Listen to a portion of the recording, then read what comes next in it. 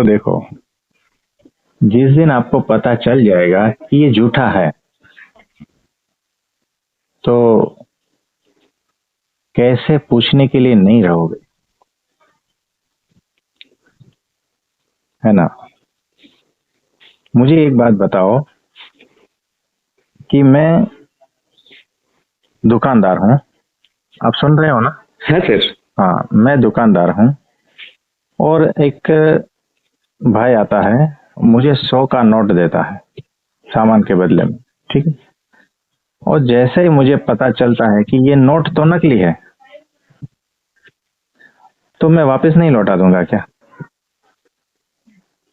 छूट जाएगी, अपने आप हाथ से छूट जाएगी। तो सर असली वही जो है, चीज असली कैसे जो, देखें हाँ कि ये नकली है? हाँ, देखो कैसा है कि अगर वो नहीं छूटती है ना नकली चीज, तो इसका यही मतलब होता है कि भीतर अभी भी कुछ जो है ना, ये मान रहा है सबकॉन्शियस लेवल पे कि इसमें हो सकता है थोड़ा असली हो। आप समझे? नहीं सर, जैसे मुझे गुस्सा आया, मैंने हाँ किसी को चिल्लाया, हाँ लेकिन वो गुस्से का जो तरंग उठा था वो तो थोड़ी देर में चला गया, मतलब वो जो झूठा मैं था वो तो चला गया, ये बाद में तो मुझे दिखता है, हाँ। लेकिन उसी समय उस क्षण में क्यों नहीं दिखता? देखो कैसा है कि आप उस वक्त होश में नहीं थे।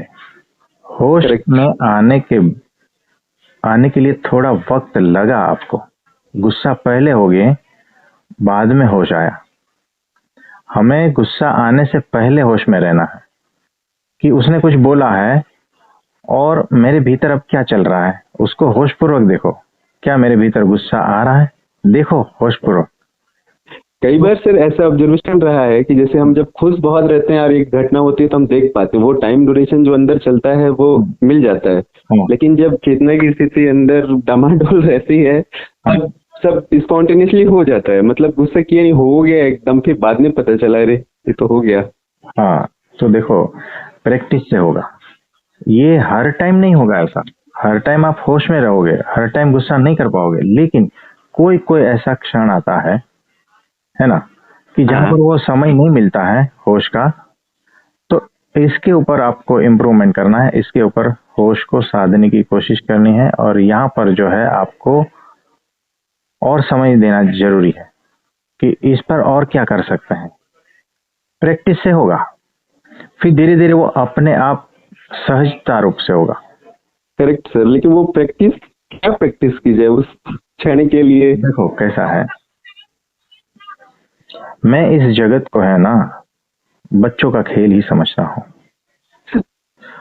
तो जैसे 4-5 बच्चे लोग हैं, वो वहाँ खेल रहे हैं और उसमें से वो लोग लड़ाई झगड़ा करते हैं, उसमें से सब लोग मेरे पास आए और सब अपनी अपनी बातें कहने लगे गुस्से में, है ना। और उसमें से मैं उनको शांत करने की कोशिश करता हूँ।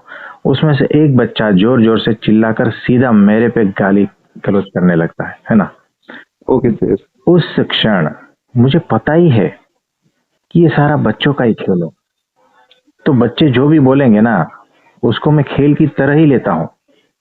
तो बच्चे चाहे गाली दे या जो भी करे, हमें पता है, उतना मैं समझदार हो चुका हूँ कि बच्चों की कोई भी बात मुझे छूती नहीं। तो आपको भी उतना समझदार होना है कि ये सारे पृथ्वी के जितने भी लोग हैं ना, आपको उस बच्चे की तरह नजर आए।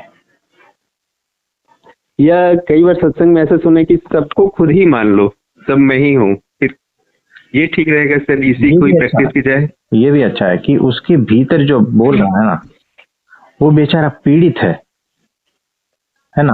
उतनी हाँ सर। समझदारी मुझ में है कि मैं देख पा रहा हूँ वो निर्दोष है, बेचारा पीड़ित है, इसीलिए चिल्ला रहा पीड़ा है। में जहाँ चिल्ला रहे हैं। जहाँ पीड़ा होती है ना, जहाँ दुख होता है ना, वहीं उसकी दर्द की आवाज आती है ना। सही बात है सर। तो ये उसकी तो दर्द की आवाज जो है ना, वो गाली के रूप में निकलती है। हमें सिर्फ इतना ही ध्यान रखना है कि वो बेचारा चिल्ला रहा है। देखो मेरे पास पेशेंट आते हैं, जब मैं इंजेक्शन देता हूँ, छोटा बच्चा है, और वो डॉक्टर को गंदी गंदी गालियां देते हैं, आप सुन नहीं पाओगे। मैंने ऐसे बच्चे देखे। तो क्या मैं उससे व्यथित होता हूँ? मुझे तो मेरा काम करना है, उसको ठीक करना है। मुझे पता है उसको सुई दर्द देती है, उससे भी ज्यादा दर्द उसको बुखार का है, और ये बेचारा असहाय है। मैं उसको किसी भी तरह से हेल्प करता हूँ, बदले में वो मुझे काटता है, गाली देता है, कुछ भी करता है। मुझे कोई फर्क नहीं पड़ता है। मेरा ध्यान वही है कि उस जीव को कैसे मैं शांत करूं, उसकी पीड़ा को, उसके दर्द को किस तरह से मैं शांत करूं। फिर बदले में चाहे कुछ भी मिले, उससे मुझे कोई लेना देना नहीं। उतनी समझ मुझ में है, आपको भी उतना समझदार होना है। ओके, ये तो बहुत ही अच्छा एग्जांपल मिला सर। तो ऐसी बात है।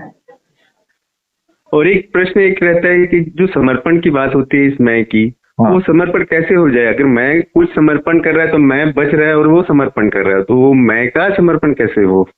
मैं का समर्पण ऐसा ही होता है कि जिस दिन मैं की व्यर्थता का पता चलता है, इसमें मैं एक बात बताऊं, दो योद्धा है ना। हाँ सर। एक मैं हूं और एक सामने वाला है। दोनों के हाथों में तलवार है, दोनों तलवारबाज है ना। अब उसमें और ज्यादा कुछ हुनर है जो मुझ में नहीं है। वो और बलशाली है जो मुझ में उतना नहीं है।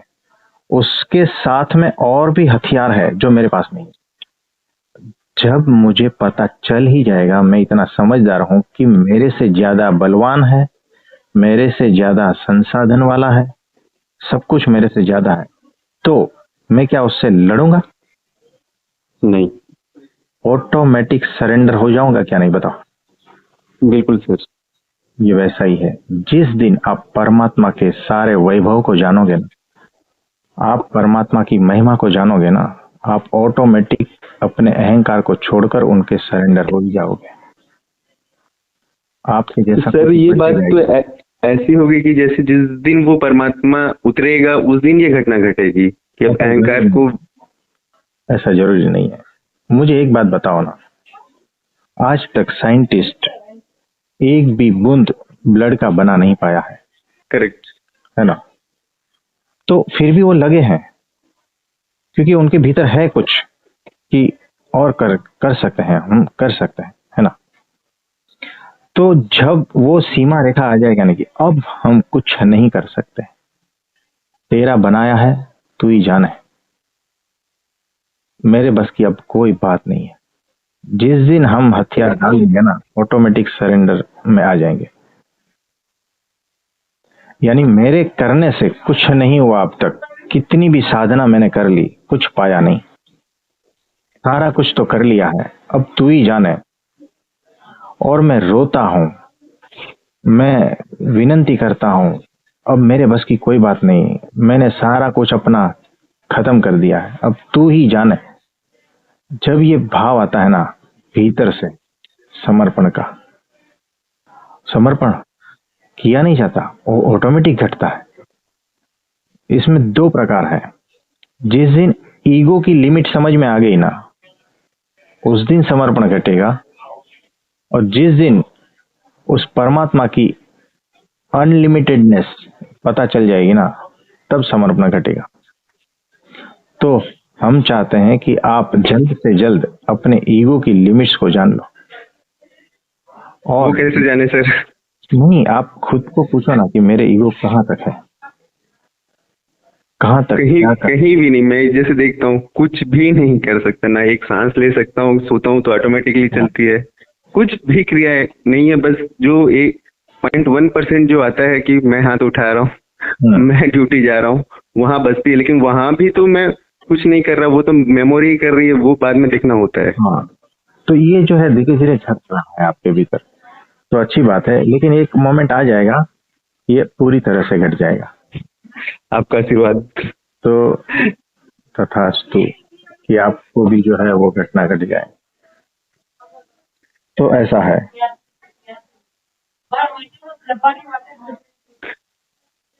सर बहुत से सवाल हैं। तो देखो, बहुत कुछ। सवाल तो अनंत ही रहेंगे। जिस दिन सारे सवाल समाप्त हो जाएंगे ना, समझना पूर्ण ज्ञान हो गया है। कई बार ऐसा ही सोचना होता है कि सिर्फ ये सामान सवाल के कारण ही वो जिंदा है जिसे मैं हटाना चाहता हूँ। वो एक नेक सी है कि ये एग्जैक्टली। पूछते पूछते कि जैसे कोई ध्यान करता है तो वो ध्यान के कारण जिंदा है। हाँ ये भी देखना होता है कि वो उसने नेक बना ली कि मैं जिंदा रहूंगा, चलो ध्यान करो, चलो ध्यान करो। अरे वो भी पार्ट इस साल मुझे समझ में आई लास्ट 15-20 दिनों में कि ये तो उसने अच्छा खेल खेल लिया देखो, जिसको मन जो है ना और अहंकार हर रूप में खेलता, आपका मित्र बन के खेलता है, आपको पता भी नहीं करेक्ट, चलेगा। बिल्कुल। और हर तरह से वो जो है ना ऐसा बच्चा है कि आपसे वो भीख मांगेगा, आपको समझाएगा कि मुझे छोड़ दो, मुझे जिंदा रखना, मुझे जिंदा रखना, भीतर ऐसा ही गिड़गिड़ाएगा आपके सामने। बहुत बहुत रुपया है ये, बच के रहना है। तो ये बात है, लेकिन वो हट जाएगा, पूरा हट जाएगा। जिस दिन परमात्मा उतरेगा ना, पूरा हट जाएगा। इंतजार वैसा। उस समय का, उस क्षण का। और आपके हटाने से ये नहीं हटेगा, इतना याद रखना। आप बिल्कुल। कितना भी कोशिश कर लो, वो जो कोशिश करने वाला है ना, जब तक बचा है ना, तब तक समझना कि जिसको हटाने की कोशिश कर रहे हैं ना, वो भी बचा रहेगा। उस वाले को ही हटाना ही एक्चुअली मुक्ति है। तो आप वो नहीं वाले वाले से कैसे हटेंगे? वाला देखो। का हटना ही मुक्ति है। हाँ, तो वो जो है ना डायरेक्टली नहीं होगा। जैसे अंधेरे को आप डायरेक्टली लड़ नहीं पाओगे, वैसे आपके एक भी दोष से आप डायरेक्टली लड़ नहीं पाओगे। और अगर लड़ने गए ना तो हारोगे, इतना पक्का है।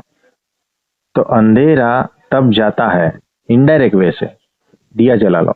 वैसे ही यहाँ पर परब्रह्म परमात्मा की भक्ति से ही सारा कुछ हो जाएगा। कुल मिला के सिर्फ सत्संग का दिए की आप बात कर रहे हैं। हाँ, कुल मिला के इतनी ही बात है कि परब्रह्म परमात्मा के प्रति आप प्रेम से भर जाओ और भक्ति में हो जाओ, तो सारा कुछ जो है, जो पोषण कचरे को मिल रहा था ना, वो कचरा सूख जाएगा, हट जाएगा, पिघल जाएगा। बिल्कुल। तो ऐसा इनडायरेक्ट वे, इनडायरेक्ट वे। अहंकार तो बैठना ही नहीं चाहेगा सर वो मौत के सामने, क्योंकि आप ज्ञान तो मौत है उसके लिए। हाँ, वो हम तो भागेंगे लेकिन आप हमें थाम के रखिए। हम तो क्या बोलते हैं, मृत्यु जैसे कोई आए गन के ऊपर रखे तो हम तो, वो हमारे भले के लिए आई है लेकिन हम तो उससे हटना चाहेंगे, उसे ही मारना चाहेंगे। बात ऐसी होती, समझ में आता है कि कई गुरुओं के हम सुनते हैं लेकिन जिस बात पे उतर जाना चाहिए उसी बात को हम डिनाई कर देते हैं। ये अहंकार का कई बार देखना होता है कि जो हमें भला कर रहा है मैं उसे ही मार रहा हूँ। फिर बाद में समझ में आता है ये तो मेरे सदियों से, जन्मों से यही चल रहा है कि जो मेरा भला करने आता है मैं उसके साथ यही करता हूँ। क्यों करता हूँ ये भी दिख रहा है, क्योंकि बचना है उसे। बचपन से जो पैदा होने के साथ से जो फीलिंग्स है अंदर की, मुझे बचना है बचना है, वही बाधा बन जाती है। एग्जैक्टली वही है कि वो बचना ही चाहता है और प्रकृति ने ऐसा बनाया है, बनाए। हाँ, करेक्ट। वो उसके लिए अच्छी बात है क्योंकि वो बचना चाहता है, क्योंकि प्रकृति का ये उसको बचाना है, इसीलिए ना, उसको आगे और ले जाना है इसीलिए। लेकिन वो विकृत नहीं होना चाहिए, सहज रूप होना चाहिए। तो प्रकृति है, नहीं तो फिर विकृति बन जाएगी। तो प्रकृति में जब तक है ठीक है, कोई बात नहीं, जब तक वो विकृति न बने, है ना। लेकिन उससे पार जाना है, उसको बियॉन्ड जाना है, प्रकृति से बियॉन्ड जाना। करेक्ट। प्रकृति अब मुझ पर काम नहीं करेगी, वैसे हो जाना है। तो प्रकृति अब मुझ पर काम नहीं करेगी, ये एक अहंकार भी बोल सकता है। और दूसरा, अहंकार रहितता की अवस्था में ये ऐसा ही होता है। ओके तो ओके, थैंक यू सर। फिर कभी लगा सकता हूँ आपको? हाँ जी, फिर आपको कभी लगा सकते हैं सर? तो हमें जो है ना, आप कभी भी मैसेज कर देना।